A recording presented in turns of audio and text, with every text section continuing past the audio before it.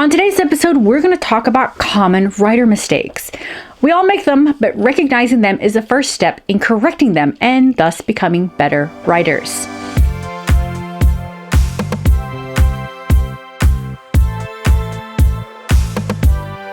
Hello, Hirnlieblings. I'm Mari, science fiction and fantasy author who's been living in southern Germany since 2014. Today, we're going to talk about writer mistakes. But before we get started, hit the subscribe button and ring the bell if you haven't already. Here on Adventures of Lamari, we talk about writing, living abroad, and everything in between. The first bit is using a stale trope. A trope is a commonly recurring literary and rhetorical device, motifs, or cliches in creative works, such as the chosen one, the boarding school, the falling in love with a billionaire.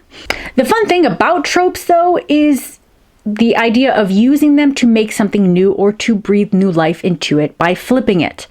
One of my favorite examples is The Cyborg Tinkerer by my friend Meg Latour. She took the love triangle trope and made it polyamory. Why choose when you can have both? Flipping a trope is a great way to make your story stand out. The next one is telling versus showing. You will hear this everywhere. It took me forever to finally understand, so don't feel bad if you're still finding it confusing. But the main idea behind this is that you should recognize that your readers are a lot smarter than you think. You don't tell your reader that your character is in love. You show them when you describe how they forget to breathe when they meet the eyes of their beloved. You don't tell your reader that your character feels regret. You show it in the slumping of their shoulders. You see what I mean? What really helped me with this was using The Emotional Thesaurus by Angela Ackerman and Becca Puglisi. With their books, I was able to better show how my POV character was feeling internally versus what they saw how other characters were feeling externally. Obviously, there are times where you'll have to tell the reader something. For example, like Passage of Time, where not all George R. R. Martin, who originally wanted to have a 2-year jump in A Song of Ice and Fire, but then decided to actually write what happened, and instead of a trilogy, we will now have 7 books. But sometimes it's fine to just say time passed. Or adding a bit of backstory. Sometimes a backstory is good to help the reader understand why a character is feeling the way they feel, but we don't need to spend pages and pages on the backstory. So like glossing over, or even glossing over an unimportant character.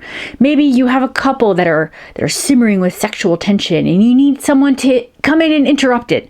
You can use your cast, or you can use another side character in a way to show that there are, more people in the vicinity than just your core cast, but also you don't need to tell us this person's backstory. Like, we don't need to know that much.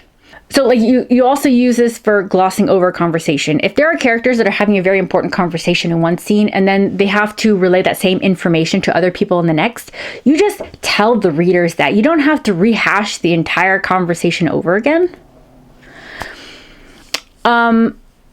Another is flowery writing. I focus on genre fiction, not literary fiction. If you are writing literary fiction, be flowery all you want. That sort of writing style fits. And I know plenty of videos that talk about these hard rules, like don't use adverbs and don't use flowery writing. But the thing is, you can, but in genre fiction, you have to use it sparingly and be consistent. If you have a character who speaks that way as part of their personality, use it. If you use it in your description of places, you need to keep it brief. Like flowery writing in genre fiction is like seasoning. You don't need a lot to make an impact, so you make it count. Though unless we're talking about garlic, like there's no such thing as too much garlic. Garlic. Another mistake is filler words. Filler words make your words less efficient and less punchy. Sometimes you can't avoid using them, but if you can use something better, then do it. Use it. Another mistake is assuming your book is the next bestseller. I think there's a direct correlation between people who assume their book is going to be a bestseller and the truth that it isn't very good. Unless you're E.L. James. One of my closest friends beta read the original 50 Shades of Grey and told James directly that the manuscript wasn't very good. And, well, look, here we are. I guess good and bestsellers aren't always the same thing. Another common mistake is points of view. Traditional publishing recommends no more than 6 points of view in a story. And I know a lot of people will complain and say, well, George R. R. Martin and Robert Jordan could do it. But you know what? They've also been in the industry for years and they could do whatever they wanted. But when they first started out, they also had to play by the rules. You are not a special snowflake. I will admit, also, Having multiple points of view can make it very hard for your readers to connect if they have to jump between so many heads. I actually went through this when I first read Morgan Rhodes' Fallen Kingdom series. She had up to 4 POVs, and I almost gave up on the first book because we kept jumping between those heads. And I'm glad I stuck with it because I devoured the rest of the series in about a week. But it was hard. It was hard in the beginning. I mean, honestly, I was also one of those people who used to think I could be like Martin or Jordan. In an earlier version of The God Queen, I had 6 points of view. The final product is down to 2. The Last Imperator now has 3, and I will tell you now, after being used to writing 2 and then going up to 3 is hard to juggle. Keep it simple with your first book. Use it to learn the craft, as well as the second book and the third. Once you've established yourself and earned the trust of your audience, then you can start thinking about breaking those rules. Another common mistake is either the lack of conflict or stakes or too many. Stuff needs to happen or else your readers will get bored. But if it's too much, then your readers can get overwhelmed and also stop reading. I actually have a problem with the latter. If you watch my videos on info dumps, you'll find my process in combating that. You need to find that sweet spot. Another mistake is either too little or too much description. This is also a topic that requires finding that sweet spot. Too much description will slow your pace down, while too little will confuse your readers because they may have a hard time visualizing the space where your characters are. For all they know, it's taking place in a big white room. Another common mistake is mimicking a writing style from a different time.